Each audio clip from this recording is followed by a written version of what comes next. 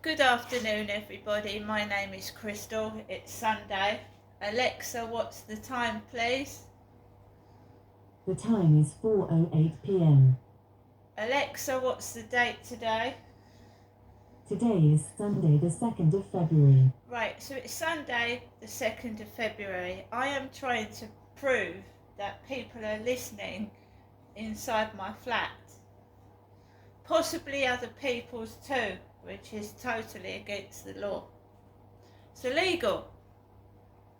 Spying on somebody. People have human rights in Great Britain, and that is to be free inside your own home from harassment, right?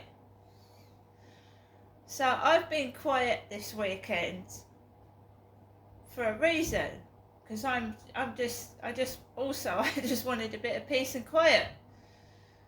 So normally it's noisy. We've got kids screaming, stomping the ceiling, and it's been quiet. Next door has been quiet as well. So normally we have a guy above me upstairs that brings his children up every 2 weeks, and sometimes it's been noisy, loud and unbearable. I have a family living next door to me. She's a single mum with about 3 or 4 kids, right? I've not heard a peep out of them while the guy upstairs has been home with his kids. Nothing. They've been quiet as anything. I've not even heard them open the door. I've just been getting on with my own business, doing my own thing, and all I want is to be left alone in my flat, right? There was an incident on Friday where a black man stood next to me in a shop with a can of Red Bull. 2 foreign lads started taking the piss out of me, and I'm a woman, asking the black man if I was his wife or partner, which angered me and upset me, because I just want to go into a shop to put the gas on my card, not be made fun of. So I stuck up for myself and made a noise, and these 2 lads that were barring the exit of the food and wine shop pissed off. I went up the high street, and I've been through trauma. I was traumatised, I was upset, and I felt like that was being used against me, and people in shops and down the street were laughing, finding it was funny. No one likes to feel humiliated. Nobody, believe you me. It's not a nice feeling, right?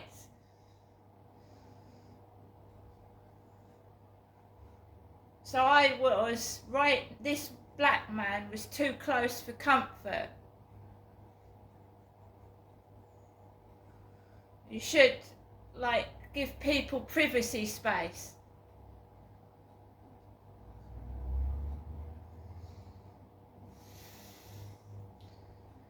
So, today I got up about 8ish, fed my pets, made myself a cup of coffee, and I don't know whether it was the male next door this way or the female that took that dachshund squealing down the corridor out of the building before me. When I eventually went out, one of the people outside had their dog extremely close to the communal door on a long lead. And I went back in thinking it was them next door with their dog, because it's jumped on my leg before now.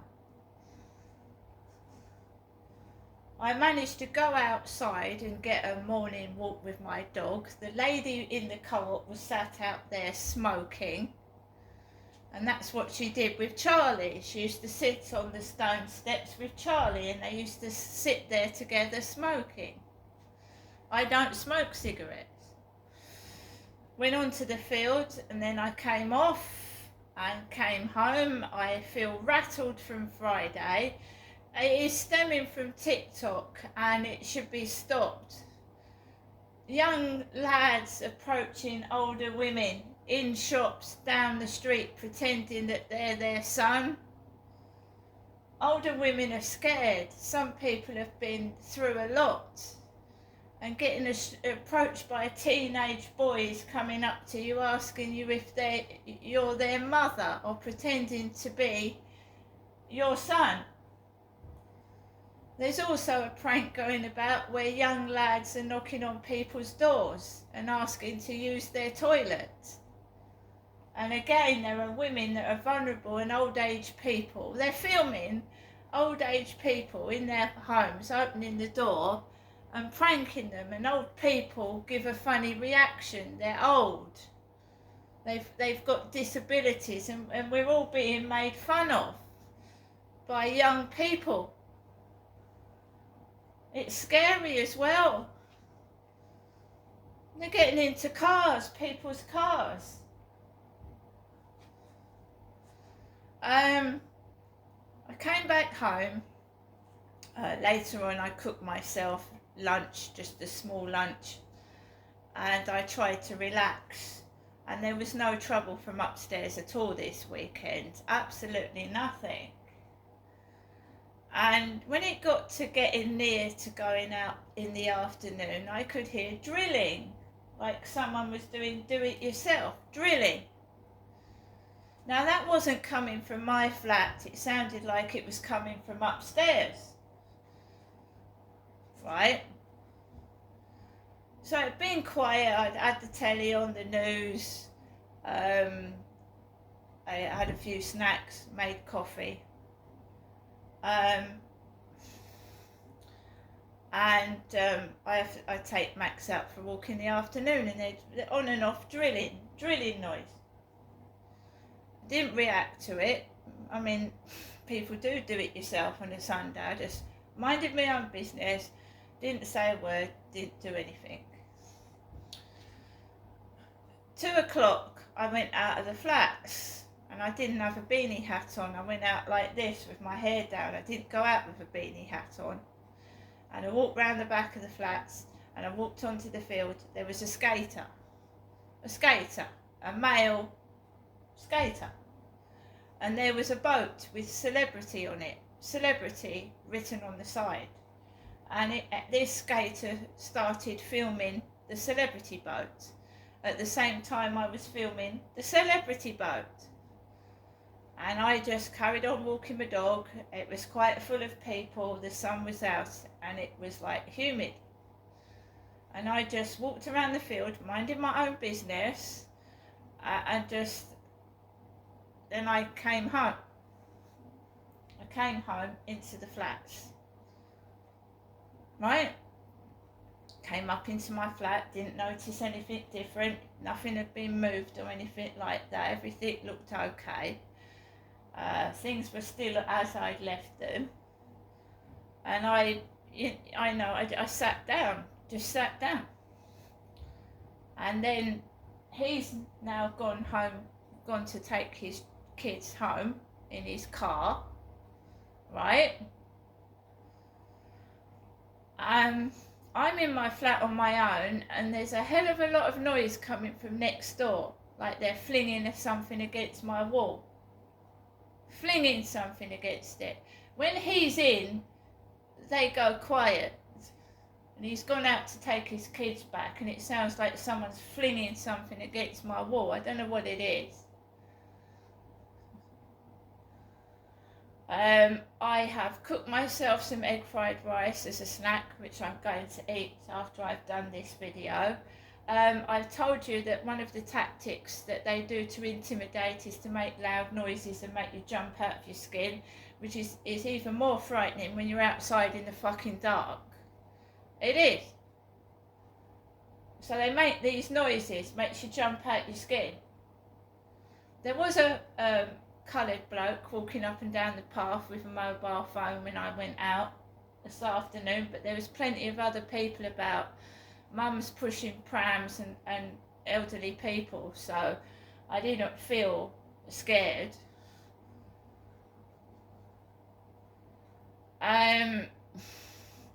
My mum wanted me to go up to hers tomorrow. Now, with fixed appointments, as I've shown you, like they were expecting me in Medway Library on the 31st of January, like they're waiting for you, you see. Every appointment, whether it be a doctor's appointment that has been made, library books taken back, or anything like that, they know you're coming. And they replace staff with, I don't know whether it's porn they're filming, pornography, I don't know what they're doing, but the staff down Rochester High Street weren't the normal ones that I've seen.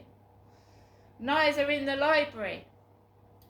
And the Asian lady that was working on the desk was walking down the high street when I was approached by those men. She came out of the library and she was walking down the high street. So was she just a temporary member of staff? I mean, I don't know who she was. And it was an Asian woman at Barclays Bank that I spoke to on the Wednesday of that week.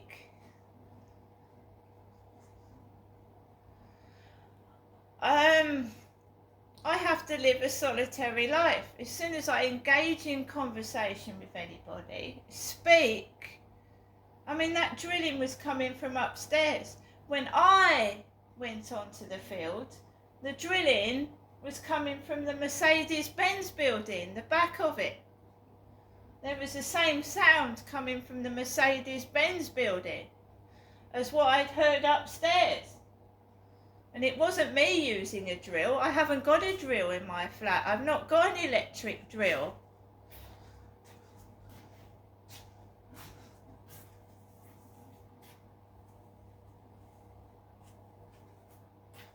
So I'm going to show you my egg fried rice that I'm going to eat as a snack. There's been no noise from next door whatsoever whilst that guy has been in all weekend. Not one peep out of them.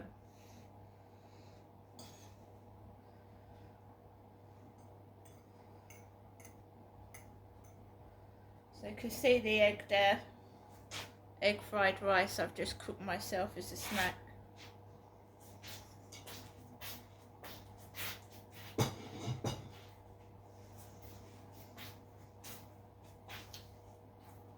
So these encounters are setups. So the alleged rape to myself in 2008 was set up.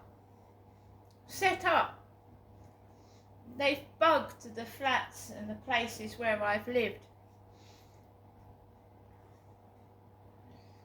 since I've been a child, which is disgusting, vile. On the day of the rape in October 2008, I was at Victoria Road living with my parents. My father had gone off to work at Brompton Barracks, where he worked as a store clerk. My mum would sit on the stairs of Victoria Road, talk about Ben, her mental health nurse, for about an hour before I'd left to meet my dad Derek at Brompton Barracks. So she garbled on about Ben, an Asian mental health nurse. When I left Victoria Road, I was happy. I was going to get some lunch, sit down on a bench and eat it before I met my father from work. I never made it. I never made it to meet my dad the day of the rape. Never met my dad. What happened was, I was distracted by this man, this 19-year-old man, and I was 40. And he said he was 19 years old. He sexually assaulted me in an outside place near the library. and near the Command House pub in Chatham, and he ran off towards Gun Wharf, and he'd threatened me. I made a 999 call to Kent Police. Not long after that, my mother, Jennifer, phoned my mobile. She said, James Green is on the phone to you, Janestra. Your son's social worker, he wants to speak to you. I said, Mum, I've been raped. I just can't think right now. I was driven to Victoria Road after I was interviewed by a Peter Bell and a Lorraine in the Command House pub. They drove me to Victoria Road because I needed a change of clothes, because they needed my clothes as evidence. Right? They said, don't take them off now, we're going to take you to the Darrant Valley Hospital to get checked over. So just get a set of clothes. I was wearing my mother Jennifer's clothes. She'd given them to me to wear because when I came down from Gloucestershire I didn't even have any clothes on me. All I had was a little purse and a bank card, a top, trousers and a cheap pair of trainers on. Jennifer was acting mad, crazy like a lunatic. I said, can you tell my dad what's happened? She went, no. She went, no, I can't tell you, Dad. I'm not ringing your father, no. The police went into Victoria Road. I got a spare set of clothing. My mother did not get in the car with me and come with me to the rape assessment. She didn't come with me. Now, wouldn't a loving mother accompany her daughter to an intimate search? Wouldn't your own mother come with you? I've got to look after Derek, she said. I've got to look after him. He's my main priority. My dad, at that time, there was nothing wrong with him. She left me. These two so-called police officers, who I think were absolutely fake and bogus, drove me to Darrant Valley, ate in front of me because I'd been told not to eat or drink. They started eating in front of me, mocking me, and I'm going to tell you in a later episode because I'll get angry and upset if I keep talking about it, what I was subjected to. And all that strip searching, getting my DNA, was for nothing. They never found the rapist. I never got compensation. It was absolutely degrading. These people are getting away with using things as pornography. I thought I was going to several ECGs where women were touching my nipples and commenting on the size of my breasts, which is nothing to do with an ECG, is it? Is it?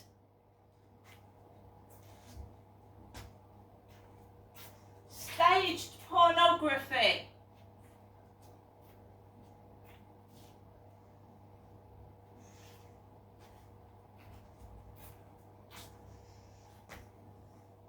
I have got evidence. I've got diaries of abuse.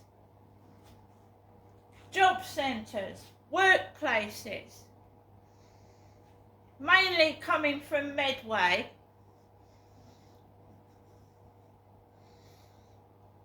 I have got evidence and I intend to use it. So don't think I'm a pushover and don't do what you're doing and think you're going to get away with it. See you later.